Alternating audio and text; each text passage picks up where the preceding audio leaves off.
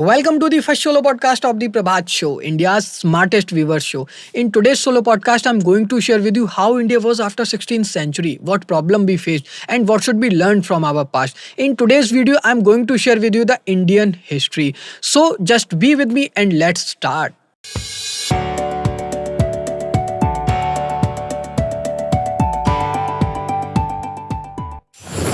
भारत के साथ British connection 16th century में शुरू होता है, जो कि एक मोनोपोली ट्रेडिंग कंपनी जिसे आप लोग ईस्ट इंडिया कंपनी के नाम से भी जानते हैं, उसके क्रिएशन के साथ शुरू होता है। शुरुआत में तो ये कंपनी केवल मद्रास, कलकत्ता और बम्बई के आसपास ही चलती रही, लेकिन 18th सेंचुरी के मिड तक आते आते भारत कच्चे रेशम का, कपड़ों का और चीन चाय का मेन एक्सपोर्टर बन चुका था। तो शुरुआत के दिनों में तो ब्रिटिशर्स ने मुगल शासकों के साथ बहुत अच्छे संबंध बना के रखे, कोई लड़ाई झगड़ा नहीं किया, ताकि वो इस दौरान अपनी सैन्य शक्ति को भी मजबूत कर सकें और जब समय आए तो वो मुगल शासकों को चुनौती भी दे सकें। तो जैसे जैसे समय नजदीक आता गया और 1707 में औरंगजेब की मृत्यु हुई, तो मुगल नियंत्रण कंप्लीटली बिखर चुका था और जो उनके ऑफिसर्स थे, मुगल शासकों के जो छोटे छोटे ऑफिसर्स थे, वो खुद को अपने राज्यों के नवाबों के रूप में विकसित करने लगे। अब देखा जाए तो यूरोप के कंपैरिजन में इंडिया की पॉपुलेशन कहीं बहुत ज्यादा थी। इंडिया में शुरुआत से ही विशेष धर्मों वाले और कई सारी भाषाओं वाले और कई सारी नस्लों के लोग रहते थे। तो इस बात में कोई आश्चर्य नहीं कि आगे जाकर भारत के कुछ हिस्से भारत से अलग हो गए। लेकिन जब अकबर ने इंडिया के कुछ हिस्सों को रूल करना शुरू किया तो उसे ये बात तो धीरे धीरे समझ में आने लगी थी कि अगर उसे लॉन्ग टर्म तक विदाउट कन्फ्लिक्शन एक सस्टेनेबल स्टेट चलाना है तो उसको अपने लिए थोड़ा सा रिलीजियस टॉलरेंस तो दिखाना पड़ेगा। मतलब उसने हिंदुओं के मंदिर को कुछ नुकसान पहुंचाना कम कर दिया और आगे जाकर कुछ समय बाद उसने जजिया भी हटा दिया था। लेकिन जैसे ही औरंगजेब ने शासन संभालना शुरू किया, दे दनादन हिंदू मंदिर तोड़े जाओ, उसे रिलीजियस टॉलरेंस से कोई मतलब नहीं। और कुछ समय बाद उसने वापस से जजिया, यानी कि जो हिंदुओं को अपने रिलीजियस प्लेसेस पर जाने के लिए टैक्स देना पड़ता था, वो उसने वापस से शुरू कर दिया। और मुझे लगता है कि शायद यही रीजन है कि आजकल हमारी टीवी डिबेट्स में औरंगजेब भाई साहब को ज्यादा ही नजर आ रहे हैं।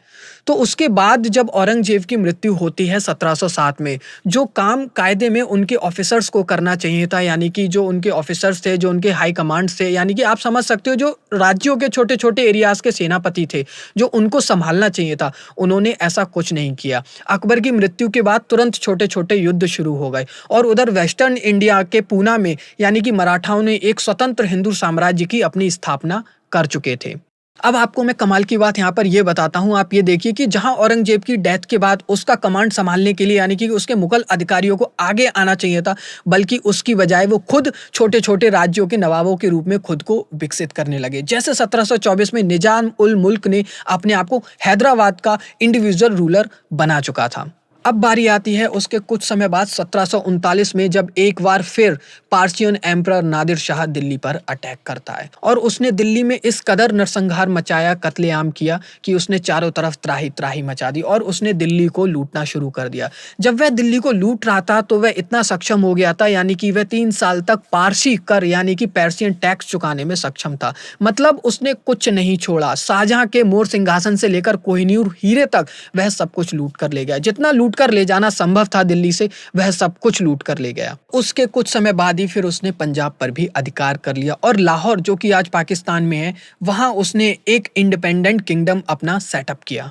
अब कुछ अगर अलग एरियाज की बात करूं तो मैं, जैसे कि बंगाल, मैसूर और अवध, इन जैसे एरियाज में भी जो मुगल सम्राट थे उनकी शक्तियां कमजोर होने लगी और उसका रीजन एक ये भी था कि वहां पर रेवेन्यू कम जनरेट हो रहा था। तो इस वजह से उनकी इंटरनल वॉरफेयर की वजह से हमारी इंडिया की इकोनॉमी और ट्रेड दोनों बहुत ज़्यादा वीक होने लगी, जिसकी वजह से उस समय पर हमारी इंडिया की जीडीपी बहुत ज़्यादा डाउन हो गई थी।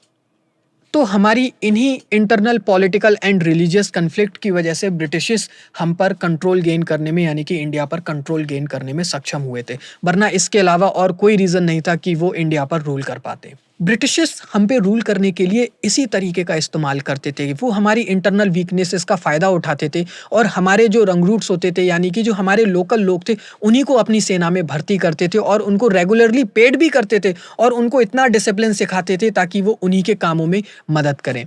तो ईस्ट इंडिया कंपनी ने हमारे इन्हीं लोकल रिक्रूट्स की मदद से 1757 में बंगाल की जो, यानी कि मुगल टेरिटरी थी, उस पर कब्जा किया था और उसके बाद 1803 में उन्होंने बॉम्बे और मद्रास पर भी कब्जा कर लिया था। आने वाले समय में उन्होंने कुछ समय बाद 1848 में वो पंजाब को भी सिखों से छीन चुके थे और वो ये सब कर पा रहे थे हमारे लोकल रिक्रूट्स की ही मदद से।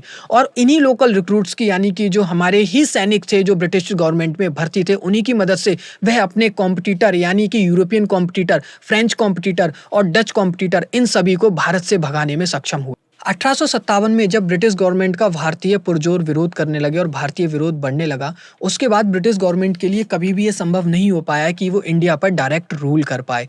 और मैं आपको याद दिला दूं, ये वही समय था जिस समय रानी लक्ष्मीबाई ब्रिटिश गवर्नमेंट का पुरजोर विरोध कर रही थी, प्रचंड रूप से विरोध कर रही थी। और जून 1858 में जब ब्रिटिश सैनिकों ने ग्वालियर में उन पर अटैक किया, तो उनसे लड़ते हुए वो वीर गति को प्राप्त हुई। और 1857 के बाद उनके डायरेक्ट रूल न कर पाने का एक मेन रीजन मुझे ये भी लगता है कि 1858 में जब रानी लक्ष्मीबाई की डेथ हुई, उसके बाद यह विरोध भारत में प्रचंड रूप से और तेजी से बढ़ने लगा था। ईस्ट इंडिया कंपनी का मेन उद्देश्य तो कभी भारत पर शासन करना था ही नहीं। उसका मेन एम तो केवल अपने ऑफिसर्स को एनरिच करना और अपने व्यापार को और भी ज्यादा सशक्त करना था। लेकिन जो उसकी व्यापार करने की नीति थी, उसने कब इसको रूल करने में बदल दिया, भारत पे शासन करने में बदल दिया, यह उनको भी नहीं पता लगा। और जैसे ही जब 1858 के बाद भारतीय विरोध बढ़ने लगा, उसके कुछ समय बाद भी वह अपना कार्य धीरे धीरे कर रहे थे। ब्रिटिश सरकार के पास जितनी भी हाई लेवल पोस्ट थी, उन पर केवल ब्रिटिश ही जॉब करते थे और उनमें से इंडियंस को पूरी तरीके से बाहर रखा जाता था। मैं आपको बताऊं, किसी भी इतिहासकार ने या लेखक ने अभी तक इसके बारे में, ब्रिटिश रूल के बारे में बहुत ज्यादा डिटेल में नहीं लिखा है। 1803 में ब्रिटिश केवल 31,000 थे, जिसमें से 22,000 सेना में और 2,000 उनकी सरकार में थे। और यही सैनिक बढ़कर 1931 में 1,68,000 हो गए, जिसमें से 60,000 सेना में और 4,000 उनकी सरकार में और 60,000 कुछ निजी क्षेत्रों में काम कर रहे थे। तो देखा जाए तो ब्रिटिशर्स कभी भी इंडियन पॉपुलेशन के 0.5% से ज्यादा नहीं थे, फिर भी उन्होंने हम पे इतने समय तक रूल किया, राज किया। और उसका रीजन केवल एक ही था, हमारी इंटरनल कन्फ्लिक्शन, हमारी रिलीजियस कन्फ्लिक्शन। उन्होंने इसका फायदा उठाया और हमारे ऊपर रूल किया। So this is the first solo podcast of the Prabhat Show. I hope you liked it. Keep supporting us. Lots of love. Goodbye.